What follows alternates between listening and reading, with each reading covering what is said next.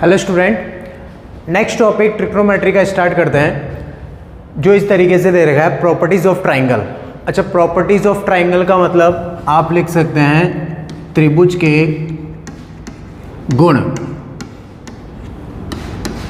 तो देखो, त्रिभुज का जो गुण दे रखा है उसके अंदर आपको ना तो 11th में दे रखा होगा और ना ही 12th में दे रखा होगा। ये जो चैप्टर है वो आपके कंपटीशन लेवल के अंदर ही पढ़ाया जाता है।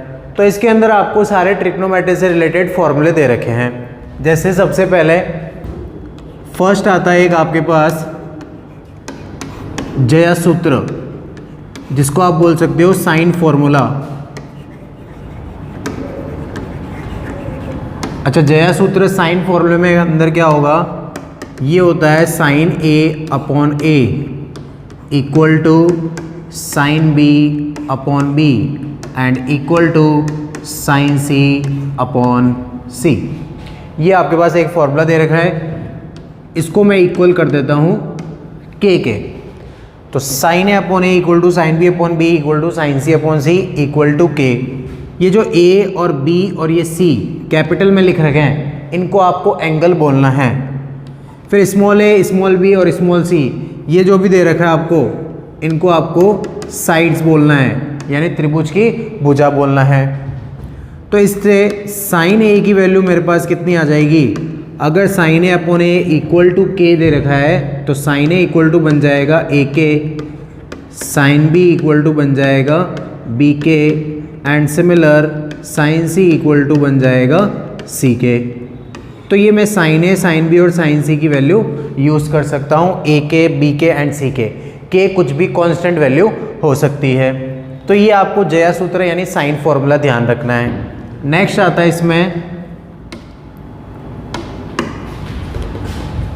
सेकंड फॉर्मूला, आप देख सकते हैं कोसाइन फॉर्मूला।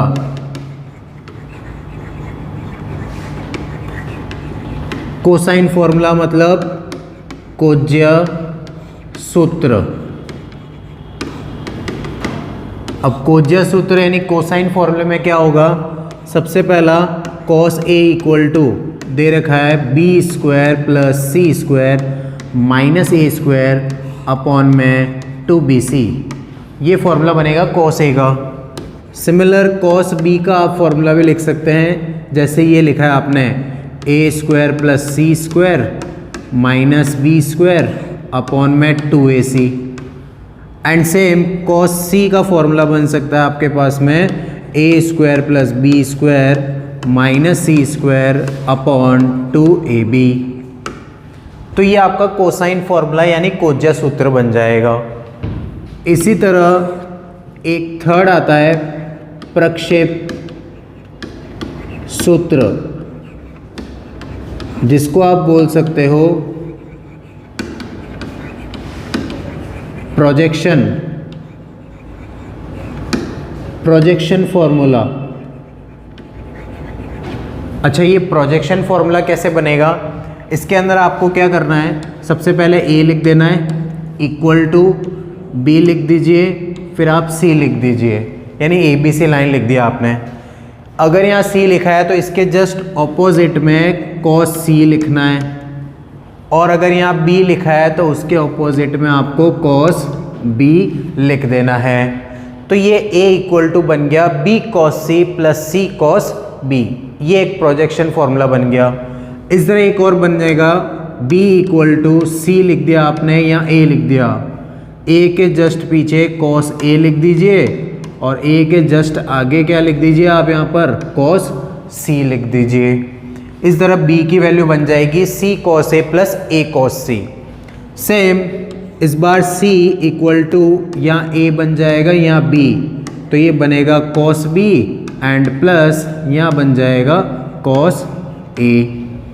तो ये प्रक्षेप सूत्र यानी प्रोजेक्शन फॉर्मूले तीन बनते हैं, a equal to b cos c plus c cos b and similar b की वैल्यू एंड सिमिलर c की वैल्यू आप फाइंड कर सकते हैं यानी निकाल सकते हैं। तो ये प्रक्षेप सूत्र बन गया यानी projection formula.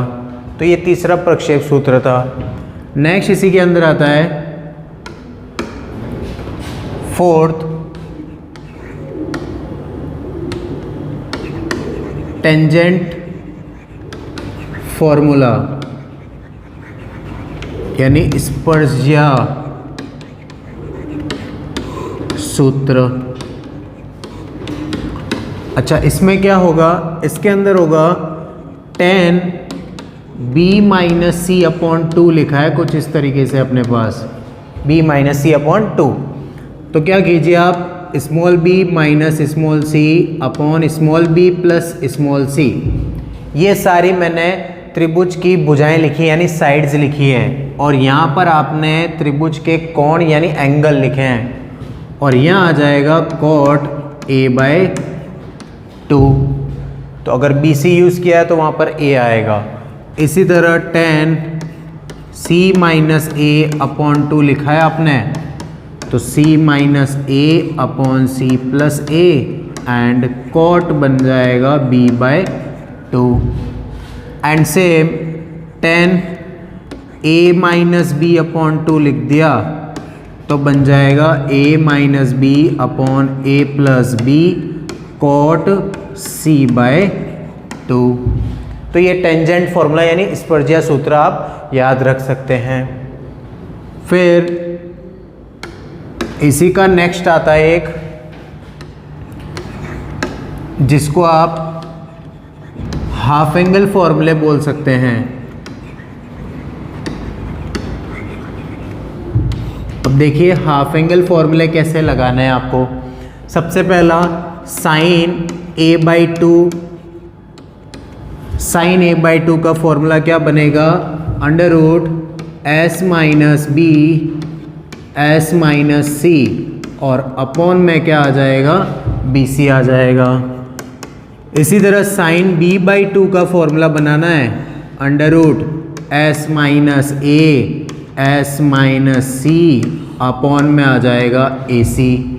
And similar sign c/2 का फॉर्मूला बनाना है, अंडर रूट में s minus a s minus b, upon आ जाएगा ab। तो ये साइन a/2, साइन b/2 और साइन c/2 की वैल्यू आपने लिख दी। फिर इसी तरह आप कॉस की भी फाइंड कर सकते हैं, जैसे मैंने लिख दिया कॉस a/2 का फॉर्मूला लिखना है, तो वो क्या बनेगा, s माइनस a, अपॉन में आ जाएगा bc। इसी तरह कॉस b/2 का फाइंड करना है, तो अंडर रूट में आ जाएगा s माइनस b, अपॉन में ac। And similar cos c/2 अगर लिखना है तो अंडर रूट में s माइनस c, अपॉन में आ जाएगा ab। तो ये मैंने कुछ sine a/2, sine b/2, sine c/2, similar cos a/2, cos b/2 and cos c/2 के फॉर्मूले लिखे हैं। अच्छा, इसके अंदर कुछ आपके पास एक s पैरामीटर यूज़ आ रहा है। s जो दे रखा होता है उसकी वैल्यू आप इजीली ऐसे निकाल सकते हैं, a plus b plus c upon 2।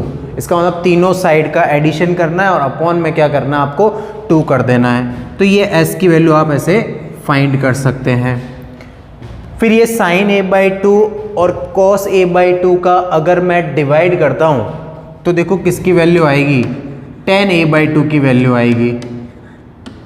तो अगर tan a/2 अगर आपसे पूछ ले तो आप इजीली फाइंड कर सकते हो, साइन के अंदर किसका डिवाइड कर दो, कॉस का डिवाइड कर दो। अगर साइन के अंदर कॉस का डिवाइड किया मैंने तो देखो ये BC से ये BC कैंसिल आउट हो जाएगा। ऊपर क्या बचेगा, अंडर रूट में फाइनल बचेगा मेरे पास s minus b s minus c, and similar divide में कॉस के साथ में क्या बच जाएगा, s माइनस a बन जाएगा।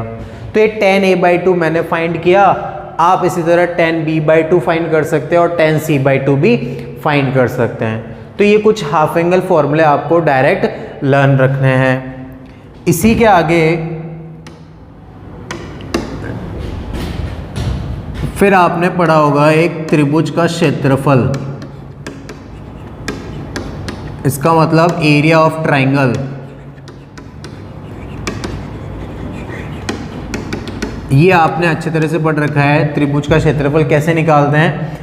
आपने एक हीरोन्स फॉर्मूला पढ़ रखा है, delta equal to under root s minus a s minus b s minus c, ये हीरोन्स फॉर्मूला।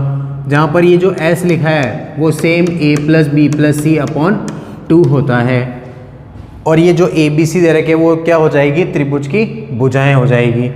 तो ऐसे आप त्रिभुज का क्षेत्रफल निकाल सकते हैं।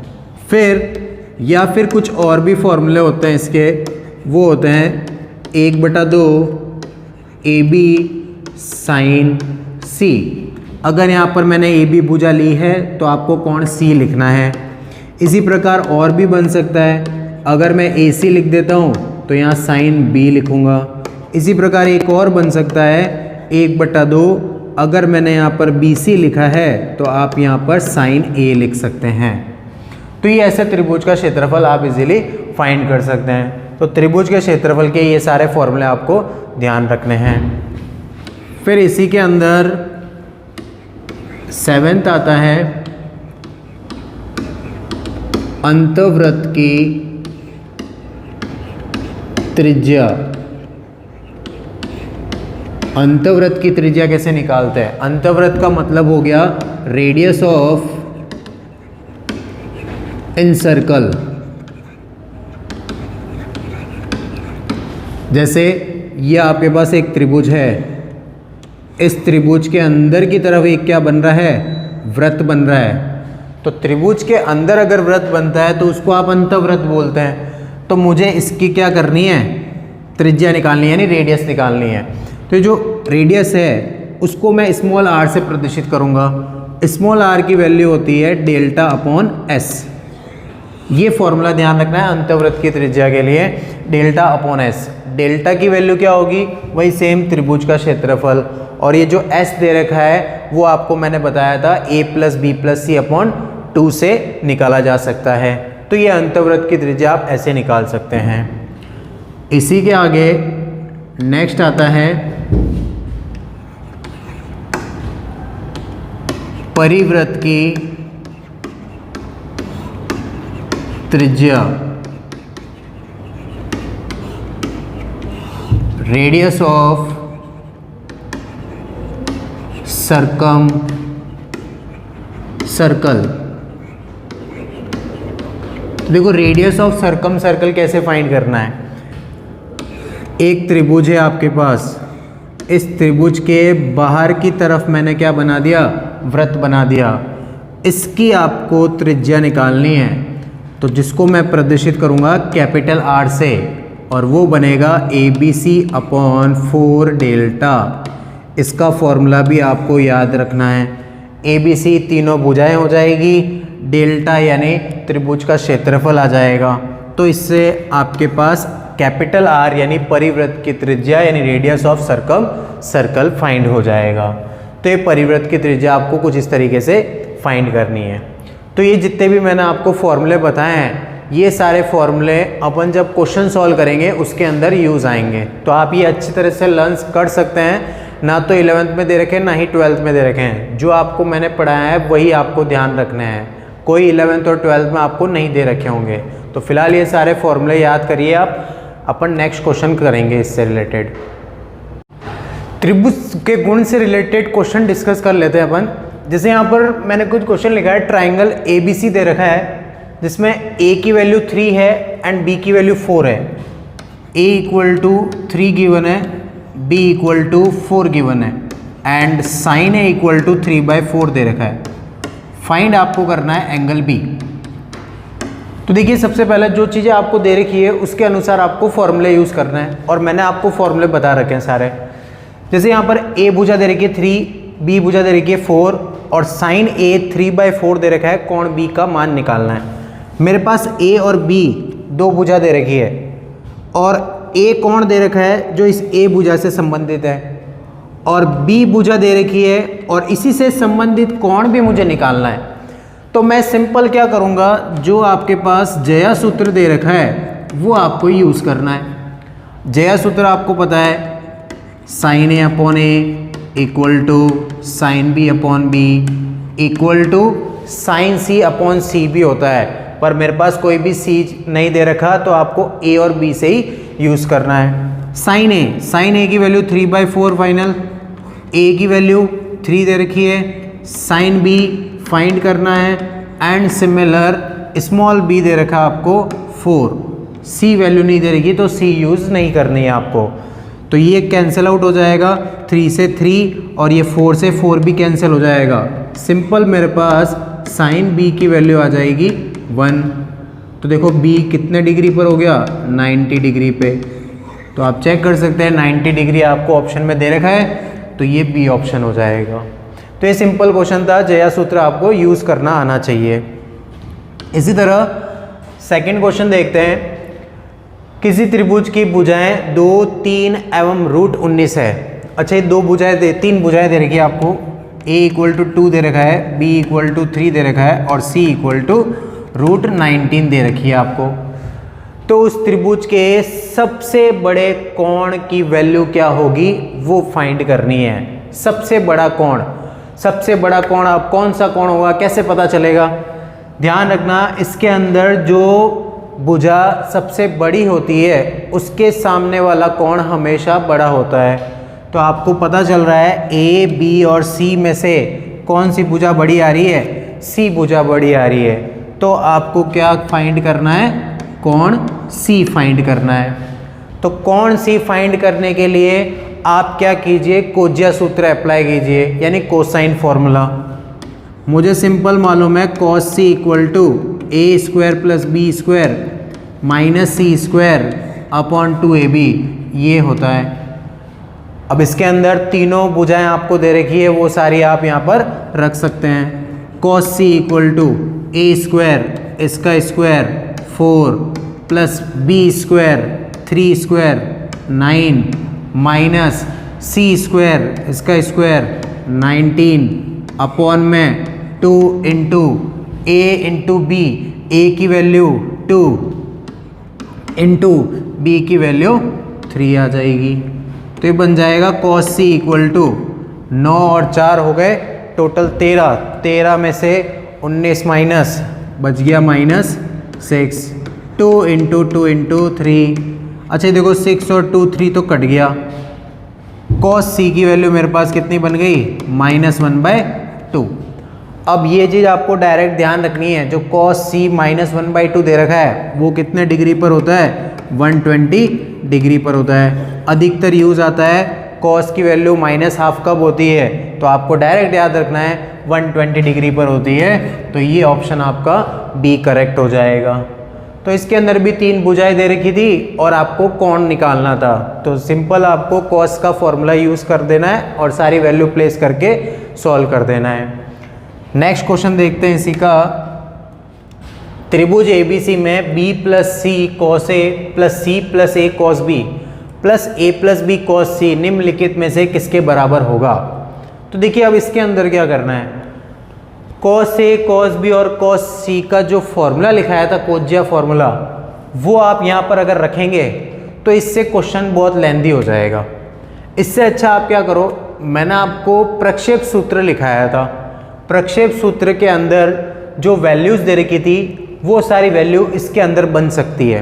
कैसे बन सकती है, मल्टीप्लाई कीजिए, cos a को b से multiply b cos a plus ये इससे multiply c cos a, similar ये इससे मल्टीप्लाई होगा c cos b plus a cos b, and similar cos c multiply करना है तो ये a cos c plus b cos c बन जाएगा। तो चेक कर सकते हैं आप, कोई भी दो वैल्यूज़ मिलकर a बन जाएगी, b बन जाएगी और एक c बन जाएगी। तो देखिए कौन सा बन रहा है, ये b cos a दे रखा है और एक आपको दे रखा है a cos b। b cos a और a cos b मिलकर बन जाएंगे c, and similar c cos a and a cos c, c cos a और a cos c मिलकर बन जाएंगे b, एंड लास्ट में जो वैल्यू बच रही है ये दोनों मिलकर क्या बन जाएंगे, a बन जाएंगे। तो ये प्रक्षेप सूत्र आपको यूज़ करना है, सिंपल वैल्यूज़ दिख जाएगी और ABC बन जाएगा। तो फाइनल आंसर आ रहा है a + b + c, जो कि आंसर क्या बनेगा, C बनेगा। तो ये इस टाइप का क्वेश्चन था जो कि बहुत सिंपल था, ओनली मल्टीप्लाई करना है और सीधा फॉर्मूला दिख जाएगा। तो इस टाइप के क्वेश्चन आते हैं ताकि आप क्वेश्चन को जल्दी से सॉल्व कर सकें, बस आपका प्रेजेंस ऑफ माइंड अच्छा होना चाहिए। नेक्स्ट क्वेश्चन देखते हैं आप। ए साइन, अच्छा ये ए लिखा है आपके पास में, A sine B minus sine C plus B sine C minus sine A and similar C sine A minus sine B. अब इनकी वैल्यू फाइंड करनी है। आपको जो मैंने पहले फॉर्मूले लिखाए थे ट्रिग्नोमेट्री के, कि जो sign C minus sign D, sign C minus sign D, sign C minus sign D, वो सी डी फॉर्मूले इसके अंदर नहीं लगाना है, वो सारे फॉर्मूले अलग होते थे, ये सारे फॉर्मूले अलग है, तो ये चीज़ आपको ध्यान रखनी है। अब देखो इसके अंदर मैंने आपको जया सूत्र लिखाया था, जया सूत्र के अंदर मैंने साइन ए की वैल्यू ए के लिखाई थी, sine B B k and sign C C के लिखा था। ये साइन ए, साइन बी और साइन सी की वैल्यू आप यहाँ पर प्लेस कर सकते हैं। रखिए, देखिए क्या बनता है। सबसे पहला ये A as it is, sine B की वैल्यू बी के माइनस सी की वैल्यू सी के बन जाएगी, similar plus B sine C C के माइनस ए के and similar plus C sine A के माइनस बी के। अब करना क्या है, मल्टीप्लाई करना है। अच्छा, मैं इन सबको अगर मल्टीप्लाई करूंगा तो देखो सारी चीज़ें कट रही है, सब कट रही है।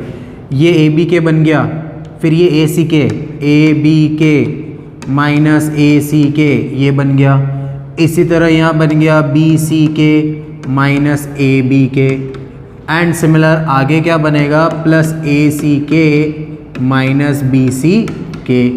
तो देखिए कैंसिल आउट हो रहा है, बी सी के माइनस का और ये प्लस का कैंसिल, प्लस ए सी के माइनस ए सी के माइनस ए बी के प्लस ए बी के, सारे कैंसिल हो गए। आंसर क्या आ जाएगा, 0 आ जाएगा। तो ये ऑप्शन करेक्ट हो जाएगा 0। तो ये सिंपल जया सूत्र यूज़ करना था इसमें। इसी का नेक्स्ट क्वेश्चन आता है, त्रिभुज ए बी सी में कोण ए बराबर 30 डिग्री, कोण सी बराबर 105 डिग्री एवं बी बराबर 3√2। तो ए की वैल्यू स्मॉल ए फाइंड करना है, यानी भुजा की वैल्यू फाइंड करनी है। तो देखिए आपके पास में यहाँ पर 2 कोण दे रखे हैं। अगर 2 कोण दे रखे हैं त्रिभुज में, तो तीसरा कोण आप अच्छे तरह से निकाल सकते हैं। तीनों कोणों का योग 180 बन जाएगा।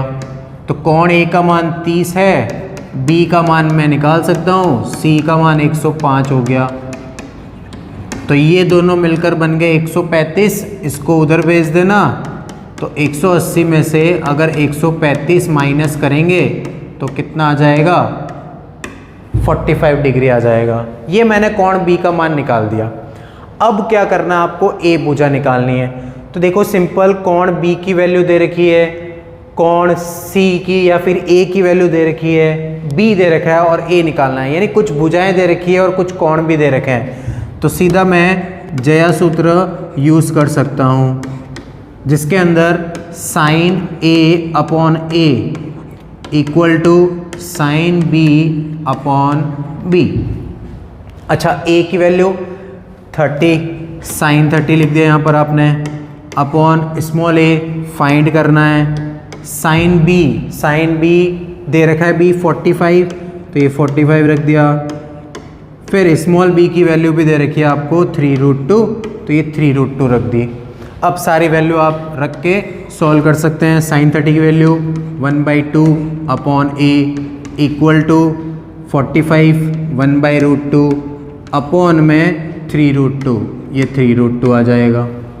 तो देखिए आप, ये 3√2 से मल्टीप्लाई होगा अपॉन में ए इक्वल टू, यहाँ बनेगा 3 × 2 बन जाएगा, √2 × √2 बन गया, और वो बन के क्या बनेगा, 6 बनेगा। ये चीज़ इधर आ जाएगी, ए की वैल्यू फाइनल कितनी आ जाएगी मेरे पास में, 3 आ जाएगी। तो आप ऑप्शन में देख सकते हैं बी दे रखा आपको 3। तो सिंपल आपको 2 कोण दे रखे थे, तीसरा कोण निकाल के जया सूत्र यूज़ करना है, उससे कैलकुलेशन इजी हो जाएगी। तो इस तरीके से आपको क्वेश्चन सॉल्व करना है। इसी का नेक्स्ट क्वेश्चन देखते हैं। त्रिभुज ABC में A ब्रैकेट में B cos C minus C cos B, इसकी वैल्यू आपको चेक करनी, इनमें से क्या होगी। ठीक है, तो देखो सिंपल क्वेश्चन है। इसके अंदर देखो भुजाओं का स्क्वायर दे रखा है और आपको पता होगा कोज्या सूत्र के अंदर ही cos के जो फॉर्मूले होते हैं वो स्क्वायर के रूप में होते हैं। तो मैं क्या करूँगा, cos C और cos B का फॉर्मूला यूज़ कर लूँगा डायरेक्ट कोज्या सूत्र। देखिए A B cos C की वैल्यू क्या बताई थी आपको मैंने, a square plus B square minus C square upon में 2ab। Similar C cos B की वैल्यू भी आपको बता रखी है मैंने, a square plus C square minus B square upon में 2ac। तो देखिए कुछ कैंसिल आउट हो रहा है b से ये b कैंसिल, ये c से ये c कैंसिल। अच्छा, इसमें से और इसमें से कॉमन क्या आ जाएगा, 2a कॉमन आ जाएगा। तो ये 1/2a बाहर लिख दिया अपन ने। बचा क्या यहाँ पर, a square plus B square minus C square minus a square minus C square and plus B square. Minus के कारण वो सारे साइन चेंज हो जाएंगे। a से a कैंसिल और कुछ कट रहा है, a स्क्वायर से a स्क्वायर कैंसिल हो गया, b square plus B square क्या बन जाएगा, 2b स्क्वायर बन जाएगा and c square minus 2c square हो जाएगा। 2 कॉमन आके कट जाएगा, फाइनल आ जाएगा b स्क्वायर माइनस सी स्क्वायर। तो फाइनल b स्क्वायर माइनस सी स्क्वायर आपका आंसर आ चुका है। तो ये सिंपल क्वेश्चन था, इसके अंदर भी आपको फॉर्मूले यूज़ करने थे। मतलब कुल मिलाकर त्रिभुज के जो गुण वाला चैप्टर है उसके अंदर सारे आपको फॉर्मूले अच्छे तरह से आने चाहिए। फॉर्मूले अगर आएंगे तो आप क्वेश्चन को इजीली कर पाएंगे। चलिए नेक्स्ट क्वेश्चन देखते हैं इसी का। नेक्स्ट क्वेश्चन है, किसी त्रिभुज के कोण 1:2:3 के अनुपात में हैं, तो उन कोणों के सम्मुख भुजाओं के बीच क्या अनुपात होगा। अच्छा क्वेश्चन है ये। कोण A, कोण B और कोण C का अनुपात आपको दे रखा है 1:2:3। मुझे इनके सम्मुख भुजाओं का अनुपात यानी साइड का रेशियो फाइंड करना है। तो देखिए A, B और C का अनुपात दे रखा है। मैं क्या करता हूँ, कोण A को मान लेता हूँ 1x, कोण B को मान लेता हूँ 2x और कोण C को मान लेते हैं 3x। और मुझे ये भी मालूम है तीनों कोणों का योग 180 बनेगा। तो ये बन गया 3x, ये भी 3x, 6x बन गया। x की वैल्यू कितनी आ गई मेरे पास में, 30 डिग्री। ये x आ गया आपके पास में। अगर x की वैल्यू 30 है तो a कोण की वैल्यू कितनी होगी, 30 होगी, b की कितनी होगी, 60 होगी और इसी तरह c की कितनी बन जाएगी, 90 बन जाएगी। ये मैंने कोण निकाल दिए ABC। फिर मुझे एक जया सूत्र से मालूम है sin A अनुपात sin B अनुपात sin C किसके इक्वल होता है, A अनुपात B अनुपात C के इक्वल होता है। जया सूत्र आपको यही लिखा रखा है, sin A upon A equal to sin B upon B equal to sin C upon C। इसका मतलब साइन फॉर्मूले के जो भी अनुपात होंगे वो किसके इक्वल होंगे, भुजाओं के अनुपात के इक्वल होते हैं। तो मैं यहाँ पर A, B और C कोण रख सकता हूँ, रख दीजिए आप यहाँ पर sin 30, sin 60 एंड sin 90 और वो आ जाएगा A अनुपात B अनुपात C। तो सिंपल आप सॉल्व कर सकते हैं। sin 30 की वैल्यू कितनी होती है, 1/2 होती है। सेम sin 60 की वैल्यू √3/2 होती है एंड सिमिलर sin 90 1 बनता है। फिर जो भी आपने अनुपात निकाला है उसके अंदर कभी भी फ्रैक्शन में वैल्यू नहीं होनी चाहिए। तो क्या करो आप, फ्रैक्शन में जो वैल्यू है 2 आ रही है इसके अंदर, तो पूरे को क्या कर दो, 2 से मल्टीप्लाई कर दो। यहाँ क्या बनेगा, यहाँ बनेगा आपके पास में एक तो 1 बन गया क्योंकि 2 से मल्टीप्लाई करेंगे, 2 से 2 कट जाएगा। यहाँ पर भी 2 से मल्टीप्लाई किया, 2 से 2 कट गया, √3 बच गया। और सिमिलर यहाँ 2 से मल्टीप्लाई किया तो 2 बच जाएगा। ये मेरे पास आ गया भुजाओं का अनुपात। इसका मतलब 1:√3:2, 1:√3:2 डी ऑप्शन में आपको दे रखा है। तो सिंपल क्वेश्चन था, कोणों का अनुपात दे रखा है, भुजाओं का अनुपात निकालना है, तो कुछ इस तरीके से सॉल्व कर देना है। नेक्स्ट क्वेश्चन देखते हैं इसी का। त्रिभुज एबीसी में cos A upon A equal to cos B upon B equal to cos C upon C है, तो त्रिभुज ABC कौन सा त्रिभुज होगा? समबाहु, समबाहु त्रिभुज का मतलब इक्विलेटरल ट्रायंगल, समद्विबाहु आइसोसेलेस ट्रायंगल, समकोण राइट एंगल ट्रायंगल, विषमबाहु यानी स्केलेन ट्रायंगल। तो आपको चेक करना कौन सा त्रिभुज होगा। तो सिंपल, सबसे पहला जया सूत्र sine A upon A equal to sine B upon B equal to sine C upon C, ये आपको दे रखा होता है। और क्वेश्चन के अंदर आपको दे ही रखा है, उसको मैं समीकरण नंबर 1 मान लेता हूँ, और दूसरा वाला जो फॉर्मूला है उसको मैं समीकरण नंबर 2 मान लेता हूँ। दूसरे वाले में अगर मैं पहले वाले का भाग देता हूँ तो देखो ये जो भुजाएं ए बी सी लिखी है वो सारी कट जाएगी। Sign A upon cos A बन जाएगा टेन ए, एंड इसी तरह टेन बी बनेगा और इसी तरह टेन सी बन जाएगा। तो ये टेन टेन सारे कट जाएंगे, A equal to B equal to C बन जाएगा। इसका मतलब तीनों कोण क्या आ गए? समान आ गए। समान कोण किसके अंदर होते हैं? समबाहु त्रिभुज में होते हैं। तो ये क्वेश्चंस थे सारे त्रिभुज के गुणधर्म से रिलेटेड। और भी बहुत सारे क्वेश्चन हैं जो कि आपको ग्रेड ऑफ डिफेंस एकेडमी की बुक के अंदर अवेलेबल हो जाएंगे। नेक्स्ट ट्रिग्नोमेट्री का टॉपिक है हाइट एंड डिस्टेंस, यानी ऊंचाई एवं दूरी। देखिए हाइट एंड डिस्टेंस में क्या है, हाइट एंड डिस्टेंस, ये जो चैप्टर है, ये चैप्टर आप क्लास 10th के अंदर अच्छे तरह से पढ़ के आ चुके हैं। सिर्फ आपको त्रिकोणमिति के जो टेबल है 30 डिग्री 60 डिग्री 90, ये सारी चीज़ें, ये सब के बारे में आपको ध्यान रखना है बस। तो सबसे पहले स्टार्ट कहाँ से होता है? फर्स्ट एक आता है उन्नयन कोण। उन्नयन कोण का मतलब है एंगल ऑफ एलिवेशन। और ये क्या होता है? सपोज आपके पास ये बिल्डिंग दे रखी है, ये मैंने कुछ बिल्डिंग बना दी। इस बिल्डिंग के ऊपर की तरफ एक बॉल पड़ी है, इसी तरह यहाँ पर एक आदमी खड़ा है।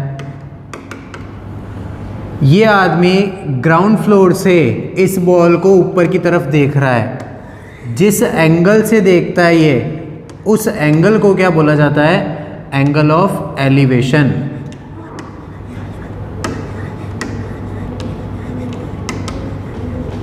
एंगल ऑफ एलिवेशन का मतलब उन्नयन कोण।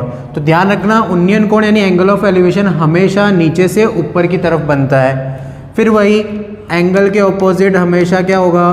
परपेंडिकुलर यानी लंब होगा। 90 के ऑपोजिट हाइपोटेनस यानी कर्ण होगा, और बचा हुआ जो होगा वो बेस बनेगा यानी आधार बन जाएगा। तो ये P, H और B यानी लंब, कर्ण और आधार के बारे में आपको ध्यान रखना है। और उन्नयन कोण हमेशा नीचे से ऊपर की तरफ बनेगा। फिर इसी के अंदर आगे आता है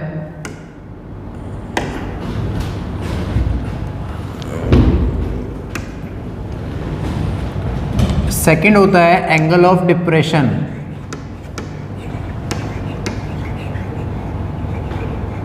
एंगल ऑफ डिप्रेशन का मतलब अवनमन कोण।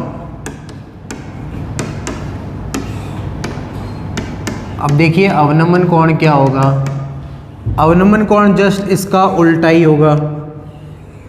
बिल्डिंग दे रखी है आपको, इस बार बिल्डिंग के ग्राउंड फ्लोर पे ये बॉल रखी हुई है, और यहाँ पे एक आदमी खड़ा है आपके पास। इस बार ये क्या कर रहा है? इस बॉल को ऊपर से नीचे की ओर देख रहा है। तो जिस एंगल से देखता है उस एंगल को आपको क्या बोलना है? अवनमन कोण, यानी एंगल ऑफ डिप्रेशन। फिर आपको ये मालूम है ये पूरा Z बन रहा है। Z बनता है तो अगर ये थीटा है तो ये भी क्या बनेगा? थीटा बन जाएगा। थीटा के ऑपोजिट हमेशा क्या होगा? लंब यानी परपेंडिकुलर। 90 के ऑपोजिट हाइपोटेनस यानी कर्ण, और बचा हुआ आधार यानी बेस। तो ये दो चीज़ों के बारे में ध्यान रखना है, एक तो एंगल ऑफ एलिवेशन और एक angle of depression. Angle of elevation नीचे से ऊपर की ओर और एंगल ऑफ डिप्रेशन हमेशा ऊपर से नीचे की ओर बनता है, उन्नयन कोण और अवनमन कोण। इनके बारे में आपको ध्यान रखना है। बाकी आपको त्रिकोणमिति की सारणी ध्यान रखनी है। एक तो त्रिकोणमिति सारणी का पता होना चाहिए, जिसके अंदर आपको sin 60, cos 45, tan 30, tan 60, sec 45 इन सब की वैल्यू मालूम होनी चाहिए। फिर साथ में आपको ये पता होना चाहिए sin थीटा इक्वल टू क्या होता है, लंब बटे कर्ण, और इसी तरह cos थीटा इक्वल टू क्या होगा, आधार बटे कर्ण, और लास्ट tan थीटा बराबर क्या होगा, आधार बटे लंब।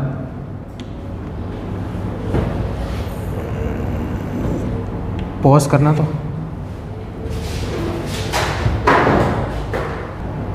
इसी के अंदर फिर आपको क्या चीज़ें ध्यान रखनी है, आपको ध्यान रखनी है एक तो त्रिकोणमिति सारणी,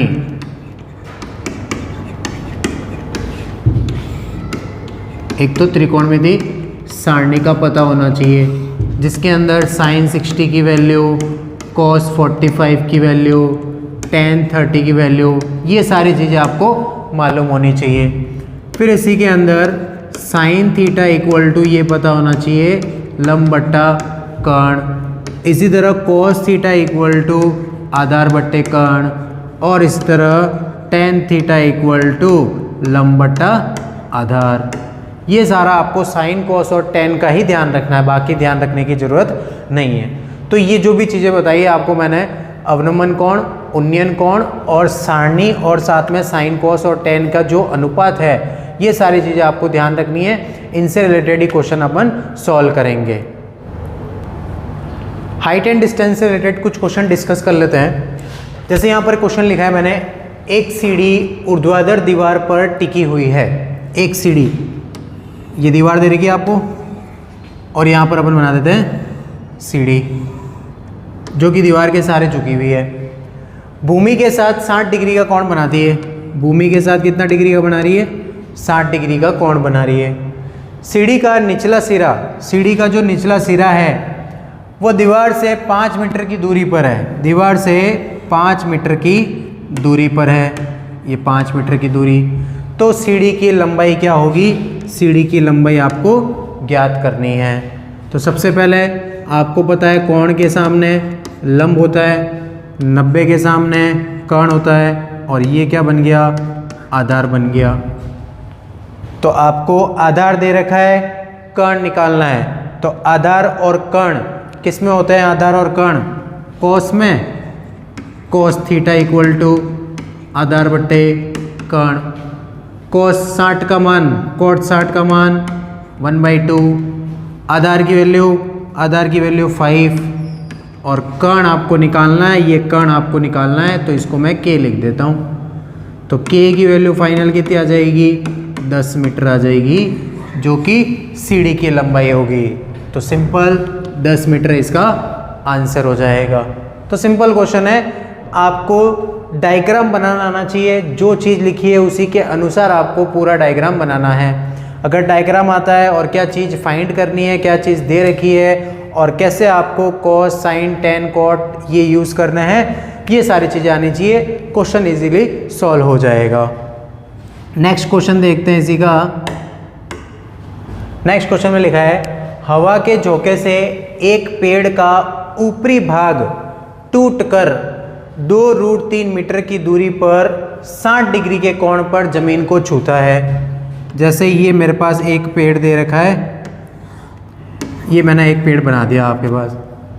ये जो पेड़ है वो हवा के झोंके से टूटकर ये नीचे की तरफ गिर गया, यहाँ पर ये ऐसे नीचे गिर गया, और साथ में भाग टूटकर 2√3 मीटर की दूरी पर, 2√3 मीटर, ये 2√3 मीटर की दूरी दे रखी है, 60 डिग्री पर भूमि को छूता है, 60 डिग्री पर भूमि को छू चुका है। तो पेड़ की पहली ऊंचाई क्या होगी? पहली ऊंचाई का मतलब यहाँ से लेकर यहाँ तक पूरा ज्ञात करना है। इसका मतलब ये जो ऊपर वाला भाग है वो कहाँ पर रखा हुआ है? इधर रखा हुआ है। यानी मेरे को ये भी फाइंड करना है और ये भी फाइंड करना है। कोण के सामने क्या बनेगा? हमेशा लंब बनेगा। 90 के सामने हमेशा क्या बनता है? कर्ण बनता है। और ये क्या बन गया मेरे पास में? आधार बन गया। आधार दे रखा है, कर्ण भी ज्ञात करना है, लंब भी ज्ञात करना है। तो कर्ण और आधार किस में होते हैं? अभी बताया था कॉस में होता है। कॉस थीटा इक्वल टू आधार बट्टे कर्ण। कॉस 60 का मान 1/2, आधार का मान 2√3 अपॉन कर्ण। तो कर्ण का मान कितना आ गया मेरे पास में? 4√3 मीटर। ये इसकी वैल्यू निकाल दिया आपने। इसी तरह अब लंब निकालते हैं। और लंब कैसे निकालेंगे? इस बार आधार और लंब किस में होंगे? tan थीटा में। तो tan थीटा बराबर लंब बटा आधार। थीटा का मान आपको दे रखा है क्या? दे रखा है 60 डिग्री।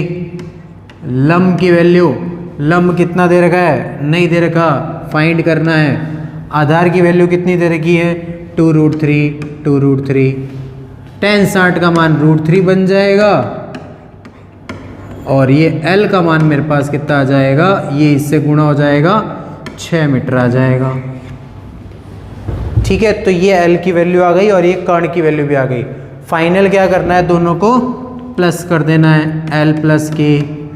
तो ये बन गया 6 + 4√3। चेक कर सकते हैं कौन सा ऑप्शन है। कुछ ऑप्शन आ रहा है क्या? नहीं आ रहा, बट कॉमन आ रहा है क्या? कॉमन आ जाएगा। ये देख सकते हैं आप, इस वैल्यू को और इस वैल्यू को, इसको आप अंदर मल्टीप्लाई कीजिए। देखिए कितना बनेगा?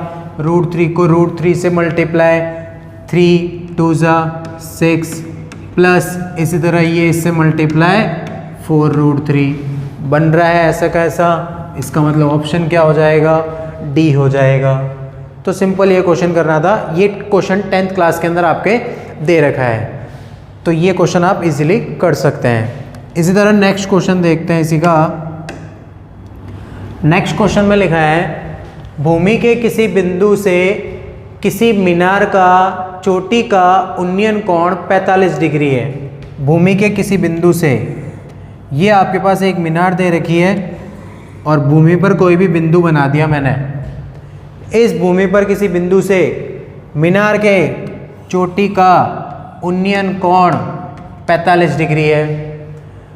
मीनार की ओर 30 मीटर जाने पर, मीनार की ओर मैं 30 मीटर यहाँ पर आ गया, ये 30 मीटर चल गया मैं, तो उन्नयन कोण कितने डिग्री हो जाता है? 60 डिग्री बन जाता है। 60 डिग्री हो जाता है। मीनार की ऊंचाई क्या होगी? ये मीनार की ऊंचाई अपन को ज्ञात करनी है। तो देखो इसके अंदर त्रिभुज आपके पास 2 त्रिभुज दे रखे हैं, A B C and D. तो पहले त्रिभुज आप ये यूज कर सकते हैं। कौन सा त्रिभुज है? ए बी सी त्रिभुज है। इसको मैं x सपोज कर सकता हूँ और इसको मैं y सपोज कर सकता हूँ। मुझे फाइंड क्या करना है? y फाइंड करना है। ये मुझे दे रखा है 60 डिग्री, ये दे रखा है y और ये दे रखा है x। तो सिंपल, कोण के सामने ये बन गया लंब और ये आधार।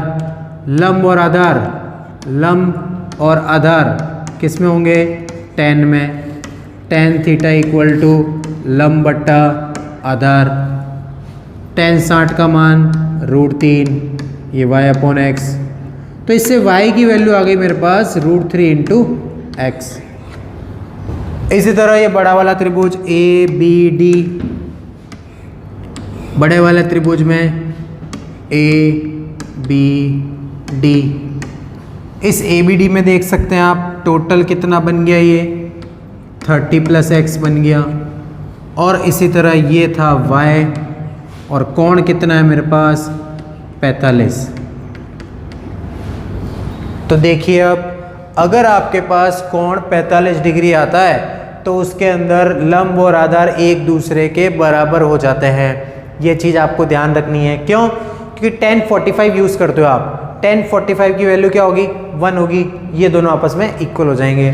तो सिंपल मैं इन दोनों को लिख सकता हूँ y = 30 + x लिख सकता हूँ। मुझे फाइंड क्या करना है? y फाइंड करना है। तो मैं क्या करूँगा, x की वैल्यू यहाँ रख दूँगा। कैसे रख देंगे? y = √3 * x की वैल्यू y - 30, ये y - 30 √3 से मल्टीप्लाई कर दीजिए y = क्या बनेगा? √3y - 30 √3 ये बनेगा। फिर 30 √3 यहाँ शिफ्ट हो जाएगा और √3y - y। फिर वही क्या करना है, y कॉमन लेना है आपको, √3 - 1 बचेगा, डिवाइड में आ जाएगा, फिर उसका रेशनलाइजेशन कर देना है। तो आंसर क्या आएगा? 15 √3 3 + 1। ये आपके पास एक डी ऑप्शन आ जाएगा। तो आप ये कैलकुलेशन करके कर सकते हैं। जैसे ये 30 √3 आएगा और अपॉन में √3 - 1 आ जाएगा। फिर इसी का क्या कर दो आप, रेशनलाइजेशन यानी परिमेयकरण करने से सॉल्व हो जाएगा और डी की वैल्यू आ जाएगी 15 √3 ब्रैकेट में √3 + 1। तो ये इस तरीके का क्वेश्चन आपको करना है जिसके अंदर 2 त्रिभुज यूज करने थे। नेक्स्ट क्वेश्चन देखते हैं। एक हवाई जहाज के ठीक दाएं एवं बाएं नदी में एक हवाई जहाज दे रखी है आपको। ये हवाई जहाज बना देते हैं अपन। इस हवाई जहाज के नदी के बाएं तरफ और दाएं तरफ 2 जहाज़ों के अवनमन कोण, एक जहाज यहाँ पर है और दूसरा जहाज यहाँ पर है। इन दोनों जहाज़ों के अवनमन कोण यानी ऊपर से नीचे की ओर कितने डिग्री दे रखा है? 60 डिग्री दे रखा है और एक 45 डिग्री दे रखा है आपको। फिर क्या बोला है? यदि दोनों जहाज़ों के बीच की दूरी 100 मीटर है, 100 मीटर आपको दूरी दे रखी है, तो हवाई जहाज की ऊंचाई क्या होगी? इस हवाई जहाज की आपको ऊंचाई निकालनी है। तो सिंपल मैं इसको x लेट कर लेता हूँ। इस दूरी को अगर मैं y लिखता हूँ तो ये दूरी कितनी होगी? 100 - y बन जाएगी। फिर मुझे मालूम है अगर ये 45 है तो ये भी कितना बनेगा? 45 बनेगा। और इसी तरह अगर ये 60 डिग्री दे रखा है तो z के हिसाब से ये भी क्या बनेगा? 60 डिग्री बनेगा। तो मेरे पास एक त्रिभुज दे रखा है ABC। तो देखो त्रिभुज ABC में, त्रिभुज ABC के अंदर अगर ये 45 है तो मैंने आपको बताया था लंब और आधार एक दूसरे के क्या हो जाएंगे? बराबर हो जाएंगे। इसका मतलब x किसके इक्वल हो जाएगा? 100 - y के इक्वल हो जाएगा। इसी तरह इस त्रिभुज के अंदर देखते हैं ABC दे दिया उसका नाम, इसका D दे देते हैं। तो त्रिभुज ABD में इसमें देख लेते हैं। अब इसके अंदर 60 दे रखा है यानी tan 60 = लंब x बट्टे आधार y, ये y दे दिया। tan 60 का मान √3, x का मान अभी x ही रखिए आप, क्योंकि मुझे फाइंड क्या करना है? x फाइंड करना है। y की वैल्यू यहाँ से रखिए। अब y की वैल्यू कितनी आएगी? यहाँ से 100 - x आ जाएगी। क्रॉस गुणा कर दीजिए, ये इससे गुणा हो जाएगा। 100 √3 - √3x = x। फिर ये भी उधर चला जाएगा। 100 √3 = x + √3x। तो फाइनल x कॉमन आ जाएगा और अंदर बचेगा 100 √3 अपॉन में √3 + 1। फिर इसके अंदर भी आपको क्या करना है? परिमेयकरण करना है। तो आंसर आएगा 50 √3 ब्रैकेट में √3 - 1, 50 √3 ब्रैकेट में √3 - 1, ए ऑप्शन। ये इसका करेक्ट आ जाएगा आंसर। तो ये इस तरीके से सॉल्व करना है क्वेश्चन आपको। सिंपल दो ट्राइंगल यूज आएंगे, दोनों ट्राइंगलों में से एक ट्राइंगल से एक समीकरण बन जाएगा और दूसरे ट्राइंगल से वैल्यू निकल जाएगी। तो ये सिंपल आप क्वेश्चन सॉल्व कर सकते हैं। नेक्स्ट क्वेश्चन देखते हैं इसी का। एक मीनार पर एक ध्वज दंड खड़ा है। एक मीनार है, बना दीजिए, उस पर एक ध्वज दंड खड़ा है। ये ध्वज बना दिया अपन ने। मीनार से 10 मीटर दूर जमीन पर मीनार और ध्वज दंड क्रमशः 45 डिग्री एवं 15 डिग्री के कोण बनाते हैं। अच्छा, 45 डिग्री और 15 डिग्री। रोकना, स्टॉप करो तो। नेक्स्ट क्वेश्चन देख लेते हैं आप। समान ऊंचाई के दो खंबे एक दूसरे से 60 मीटर की दूरी पर स्थित है। समान ऊंचाई के दो खंबे दे रखे हैं आपको। ये दो आपके पास, एक ये दे रखा है खंबा और एक ये खंबा दे रखा है। ये दो पिलर्स दे रखे हैं आपको, समान ऊंचाई की है, यानी दोनों की ऊंचाइयां बराबर है। 60 मीटर की दूरी पर स्थित है। 60 मीटर की दूरी पर स्थित है। उनकी जड़ों को मिलाने वाली रेखा पर स्थित, उनकी जड़ों को मिलाने वाली रेखा पर स्थित किसी बिंदु से सिरों के उन्नयन कोण क्रमशः 30 डिग्री एवं 60 डिग्री है। तो खंभों की ऊंचाई क्या होगी, ये ऊंचाई आपको ज्ञात करनी है। अच्छा, ये ऊंचाई और ये ऊंचाई सेम ही है, तो ये निकालो या फिर ये निकालो, बात बराबर है। तो आप क्या कर सकते हो, इसको x मान लेते हैं। तो ये कितना है, इसको मैं y सपोज कर लेता हूँ। ये कितना बन जाएगा, टोटल 60 है, ये y है, तो इसको मैं लिखता हूँ 60 माइनस y। अच्छा, अगर ये x है तो सामने वाला भी क्या बन जाएगा, x बन जाएगा। तो ये आपके पास दो त्रिभुज दे रखे हैं, दोनों त्रिभुज को सॉल्व करना है, x और y की वैल्यू निकालनी है, बट मेरे को तो x ही निकालना है इसके अंदर। तो देखिए, सबसे पहले त्रिभुज, कौन सा त्रिभुज, ABC। त्रिभुज ABC में ABC के अंदर वही सेम tan 30 डिग्री यूज कर सकते हैं। लंब और आधार दे रखे हैं। tan 30 इक्वल टू लंब की वैल्यू x अपॉन आधार की वैल्यू y। tan 30 का मान 1/√3, ये x अपॉन y की वैल्यू आ गई मेरे पास में √3 इंटू x। ये पहला त्रिभुज यूज किया। इसी तरह दूसरा त्रिभुज, इसको मान लेते हैं ABC D और ये E मान लिया इसको मैंने। तो इस बार त्रिभुज यूज कर लेंगे DCE। त्रिभुज DCE में इसमें भी वही tan 60 degree equal to x upon 60 minus y, लंब बट्टा आधार। tan 60 का मान √3, x की वैल्यू x, 60 माइनस y की वैल्यू √3x बन जाएगी। क्रॉस मल्टीप्लाई करके आप x फाइंड कर सकते हैं। देखिए क्या बनेगा, √3 को 60 से गुणा किया, √3 60 आ गया, ये तो √3 को उससे मल्टीप्लाई किया, 3x हो गया, और ये x as it is. 3x को उधर भेज दिया, 4x बन जाएगा, 4 इसके डिवाइड में आ जाएगा, तो 60 √3/4 इक्वल टू x। तो 4 का भाग जा रहा है, 4 1 4 हो गया, 2 4 5 20, यानी 15 √3 मीटर आ जाएगा। किसकी वैल्यू, x की वैल्यू। आंसर आपके पास दे रखा है, डी ऑप्शन इसका करेक्ट हो जाएगा।